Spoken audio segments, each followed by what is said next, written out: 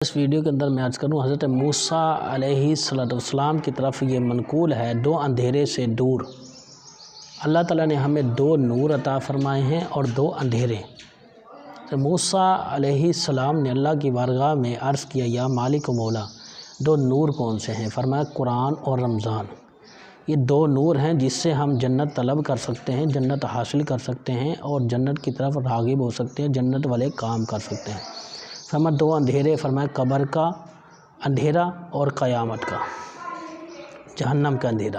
تو اس اندھیرے سے بچنے کے لیے ہم توبہ کریں، استغفار کریں، لا الہ الا اللہ کا ورد کریں، نیکیاں کریں، لوگوں کے ساتھ بھلائی کریں، مسکرا کر ملیں، ایک دوسرے کے روزے کھلوائیں، ایک دوسرے کی ہیلپ کریں، مدد کریں اور غریب لوگوں کے لیے دعا کریں، بیماروں کے لیے دعا کریں اور خوش ہو کر ملیں اور قرآن پاک کی تلاوت کریں، علماء سے محبت کریں۔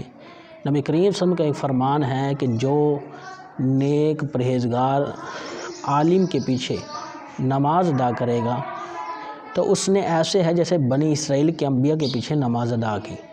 جو متقی پرہیزگار عالم دین کے پیچھے نماز ادا کرے گا، امام کے پیچھے، وہ ایسے ہے جیسے محمد عربی صلی اللہ علیہ وآلہ وسلم کے پیچھے اس نے نماز ادا کی۔